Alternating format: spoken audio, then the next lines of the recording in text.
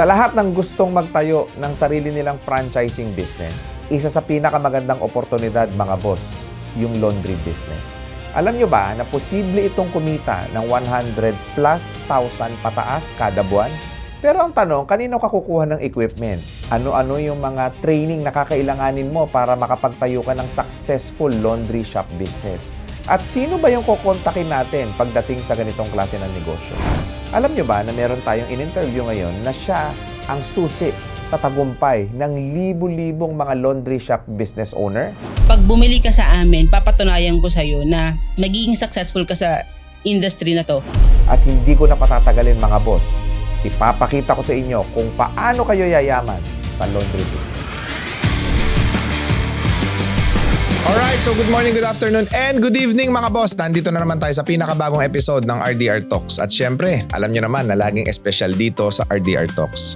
Ngayon, nauuso yung tinatawag nilang laundry business. Maraming nagtatanong sa amin sa comment section at nagme-message sa amin kung paano ka nga ba makakapagtayo ng sarili mong laundry business, lalo na sa panahon natin ngayon na talaga namang napakaganda ng kitaan sa ganitong klase ng negosyo.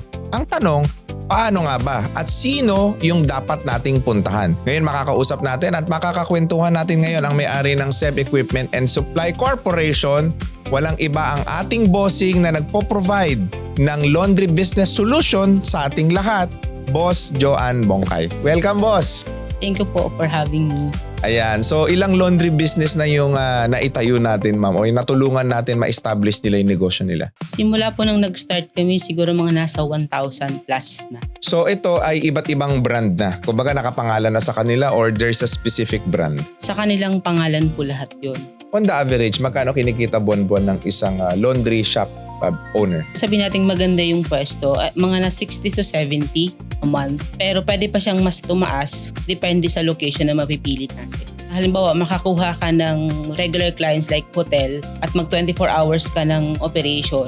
100 plus talaga, possible. 100,000 mahigit. Kasi ngayon, ito yung isa sa negosyo na somehow masasabi natin it's already a necessity na rin eh. Especially those people who are actually living in a condominium kasi sobrang hassle na pagsasampay nila, paglalaban nila. So mas option talaga nila is yung nagpapalaban na lang, nagpapalaundry, no?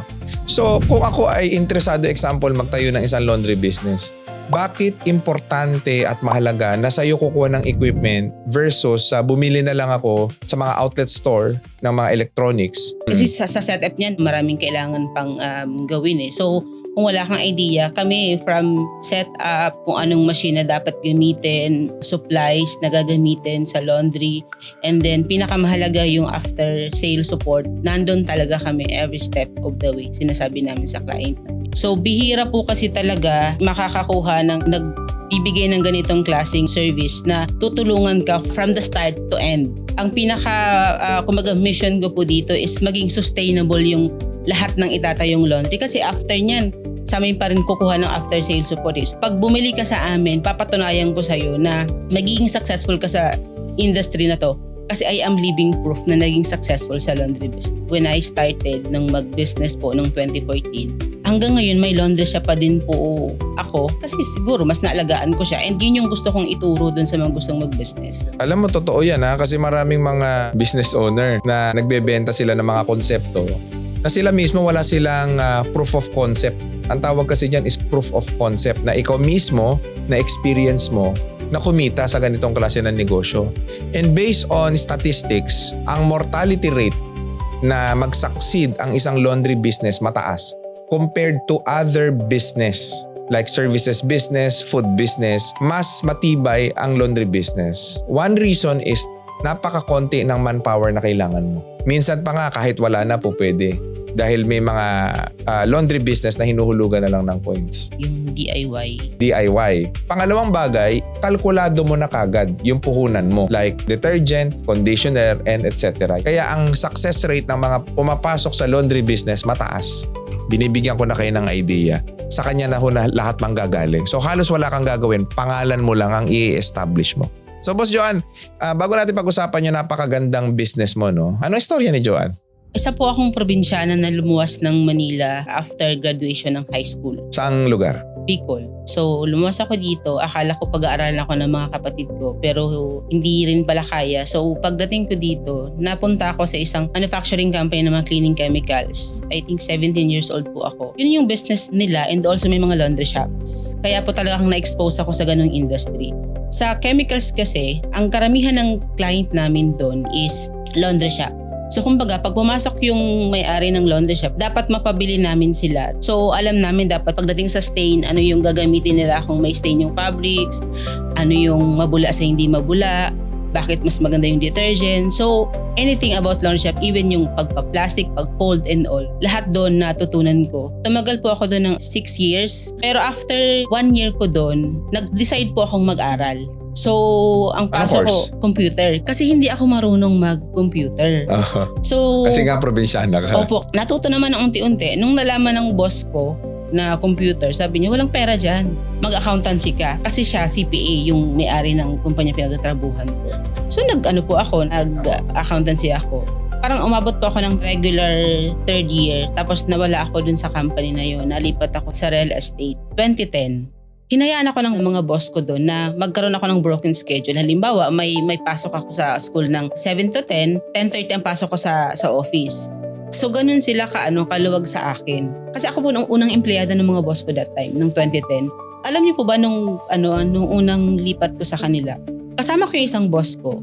Meron kaming parang meeting siya na 10 lang yung nandun sa table.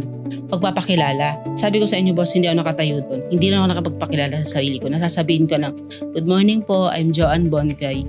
Hindi ko kinaya. So sabi ng boss ko noon, ganito yung gawin mo. So hinasa nila ako everyday na tinulungan nila ako kung paano magkaroon ng kumpiyansa sa sarili. Para sa akin, kung ano ako po ngayon, yun ay dahil doon sa kung paano nila ako tinuruan maging isang professional. Kasi hindi pa naman ako talaga tapos doon eh. Even yung pag-aaral ko, sinuport nila yung time ko na makapag-aral. Pinapautang nila ako ng pag-uwi mga sa tuition. Tapos, ang pinakamaganda po doon sa kumpanya na yun, pinag-training nila ako kung saan-saan. So, one time, pinatrain nila ako na ang binayaran niya is mga 14 or 20,000. Sa loob-loob ko, kasi syempre that time, employee mindset ako eh.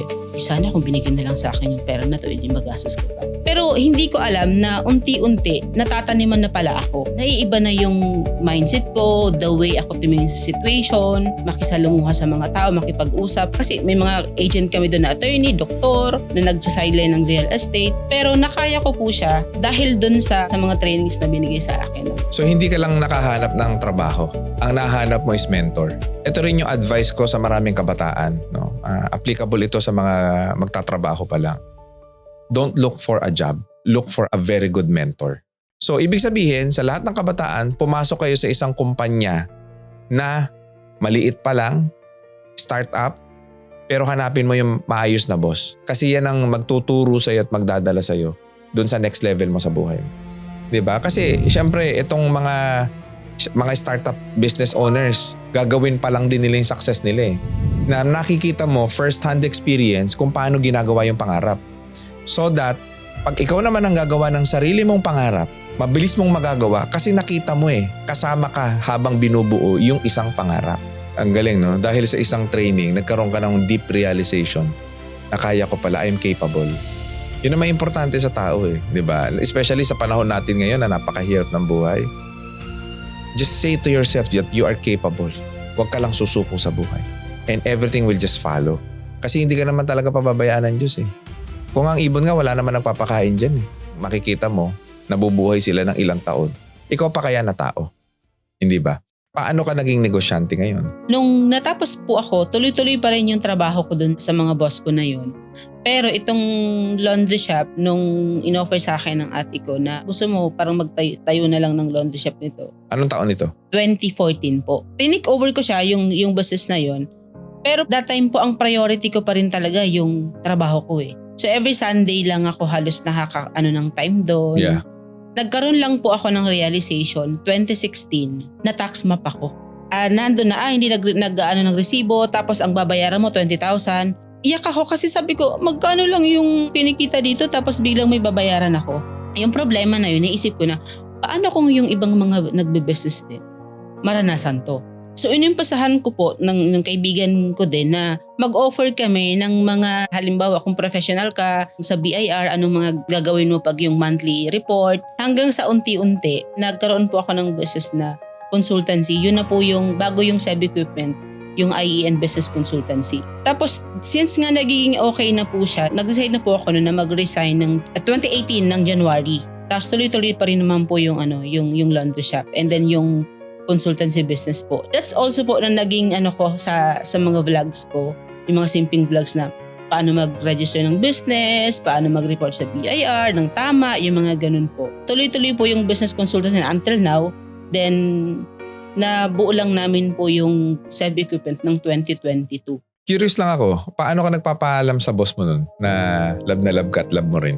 Pagpaalam po na magre-resign. Magre-resign ka na. So, hindi po siya naging madali kasi ang pinaka natatandaan ko, miniting nila ako, 5 sila. Tapos sabi ng isang boss namin, sabi ni Sir Lupar, bawiin mo siya kasi gusto ka namin maging partner pa. Ano po siya, sobrang emotional kasi parang, alam mo yung parang tinurong nila akong kapatid, anak. Naramdaman ko po talaga sa kanila yung genuine na pagmamahal ng isang empleyado, ng isang boss. Parang nagkaroon ako ng another family sa part nila. And even up to now, na-maintain ko po yung relationship na yun. Wow. Sana lahat ng mga empleyado kagaya mo. Kasi tignan mo, nasan ka na ngayon? I think character talaga ang nagdala sa akin sa kung nasaan po ako ngayon. Skills kasi, pag meron tayong skills, yun yung makakapasok tayo sa isang opportunity.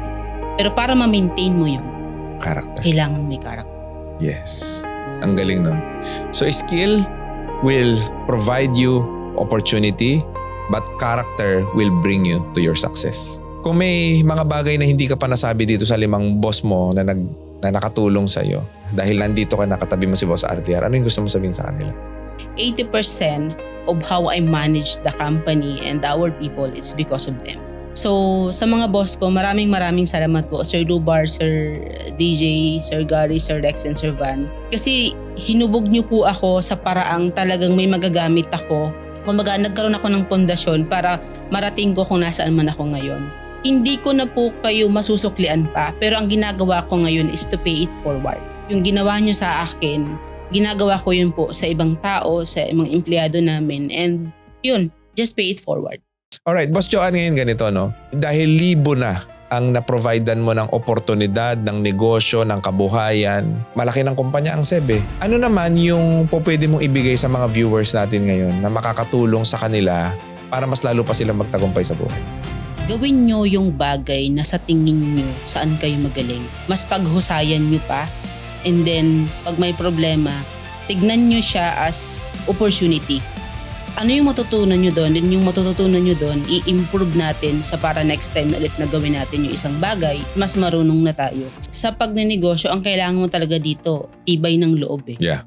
Yung mindset mo na mahihirapan ka pero wag kang susuko. Lahat ng problema may solusyon eh.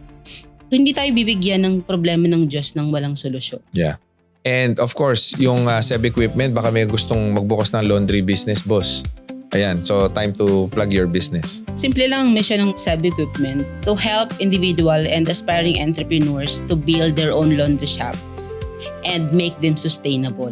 So kami po from conceptualizing to setting up to kung ano yung magandang equipment machines na gagamitin and also kung anong laundry supplies from training o na gagawin, ano yung mga pwede pa nating i-add value na services and also yung after sales support. Yun po yung binibigay namin sa lahat ng gustong magtayo ng laundry shop. So sa lahat ng gustong magtayo ng laundry business, nandyan na po sa inyong screen ang kanilang mga cellphone number. O pwede nyo po silang tawagan sa Viber, sa WhatsApp, pati sa Telegram. Ilalagay ko po ang link ng kanilang business page sa baba, SEB Equipment and Supply Corporation. At ilalagay ko na rin yung link ng kung nasaan nyo mapapanood si Boss Joanne. Kung nakapalo po kayo kay Boss RDR, it's a must na i-follow nyo po si Boss Joanne. So boss, bago tayo matapos, baka meron kang parting message sa ating mga viewers. Sa lahat po ng viewers, thank you so much po sa pag-support sa akin. Patuloy po akong magbibigay ng value, ng impact sa lahat ng gustong mag-business. Huwag tayong panghinaan ng loob sa lahat ng mga nangyayari ngayon. Patuloy po tayong gumawa ng mabuti at tama para mas makapagbigay tayo ng magandang halimbawa sa lahat ng mga tao and sa lahat ng mga nakakasalamuhan natin. Maraming salamat, Boss Joanne, at maraming salamat sa ating mga viewers. Please do not forget to subscribe and click that notification bell para lagi ngayong updated sa ating mga future videos. And also do not forget to follow us on Facebook, TikTok, Instagram, and Spotify. Muli, maraming salamat sa inyo mga boss, and God bless sa inyo lahat.